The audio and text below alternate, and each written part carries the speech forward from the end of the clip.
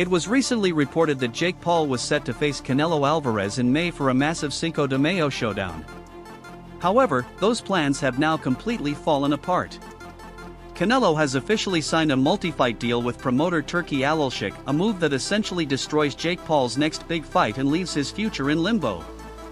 From the looks of it, Canelo used Jake Paul's name as leverage to secure the most lucrative contract possible. The Mexican superstar reportedly inked a 4-fight deal spanning 2025 and 2026, locking him into a series of major bouts, none of which include Jake Paul. This is a huge blow to Jake and his promotion, Most Valuable Promotions, MVP. For weeks, reports claimed the deal was nearly finalized, hyping up what could have been Jake Paul's biggest event yet, possibly even bigger than his fight with Mike Tyson. MVP even hinted at their excitement on social media, suggesting the matchup was close to being made. But now, it seems Canelo has completely finessed the situation, leaving Jake without his massive Netflix blockbuster. Netflix and Jake Paul have been aiming to produce major fight spectacles following the success of the Tyson event, which reportedly broke viewership records. Losing Canelo as a dance partner is a huge setback. Jake needs a big name to draw audiences, and there aren't many left at that level.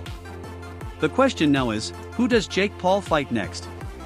Dropping down to someone like Tommy Fury would feel like a step backward. Sure, there's the revenge angle after Jake's loss, but it doesn't compare to the buzz of a potential Canelo fight. Jake is stuck in a difficult position. He's too experienced now to keep fighting influencers or retired athletes, but he also can't yet compete with elite boxers who don't bring mainstream appeal. Canelo was the perfect balance, a legitimate opponent with global star power. Losing that matchup leaves Jake with no clear path forward. To make matters worse, Jake had been using the Canelo rumors to elevate his brand, calling himself the new face of boxing and even claiming he was a bigger draw than Canelo. Now, with the fight officially dead, it all feels like a major embarrassment. At this point, Canelo got exactly what he wanted out of the negotiations, and Jake Paul is left scrambling to figure out his next move. Canelo Alvarez played his cards masterfully. He was in talks with Turki Al-Sheikh, Jake Paul, and Netflix all at the same time, entertaining multiple offers without committing to any of them.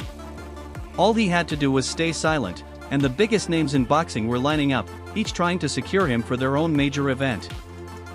Eventually, Canelo signed a deal with Riyadh Season, a surprising move considering he had previously criticized their events and seemed unwilling to join them.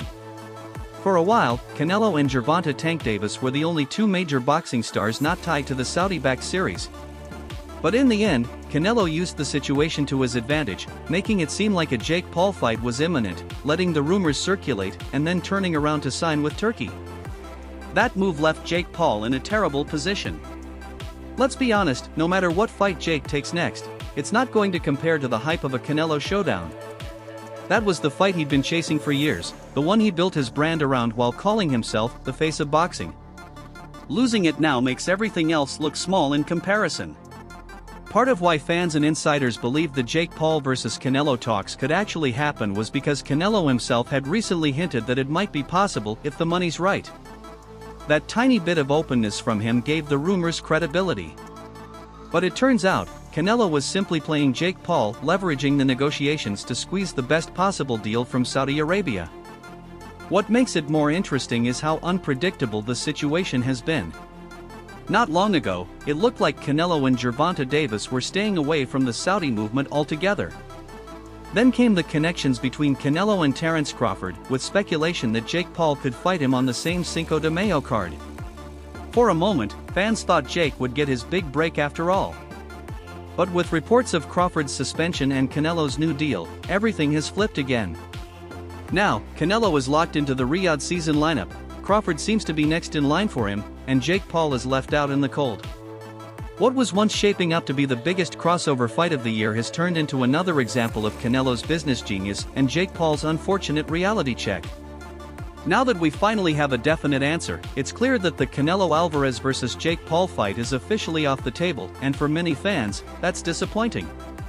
A lot of people had started warming up to the idea of seeing Canelo face Jake Paul, if only out of curiosity. Still, this news is a big win for traditional boxing fans. Instead of crossover spectacles, we're likely to see Canelo in true legacy fights. Potential bouts against Terence Crawford or even a rematch with Dimitri Bivol are already being discussed for 2026.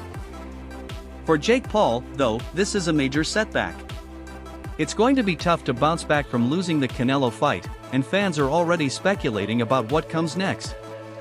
Naturally, the KSI matchup is once again being mentioned, but realistically, that fight remains unlikely. The weight differences, ongoing negotiations, and both fighters pursuing their own separate paths make it a logistical nightmare.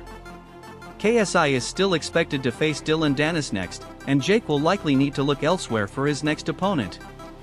One possible option is Julio Cesar Chavez Jr. Ironically, Jake once dismissed that fight as not being worth his time, but now, it might not look so bad, especially if he still wants a big event for Cinco de Mayo.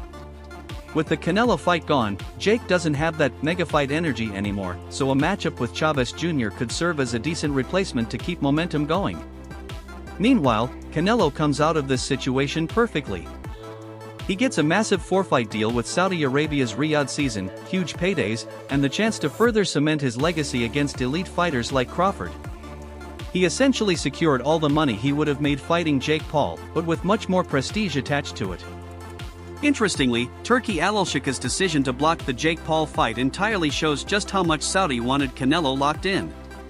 He could have allowed the Jake Paul fight to happen first and signed Canelo afterward, but instead, he made sure to secure the deal immediately, prioritizing the Crawford matchup for later in 2025. Reports suggest that Canelo will likely take a tune-up fight in May before facing Crawford. As for Jake Paul, if he still plans to fight around Cinco de Mayo, Chavez Jr. might be his best realistic choice. Beating a former opponent of Canelo, another Mexican fighter who went the distance with him, could even serve as a narrative bridge back toward Canelo in the future.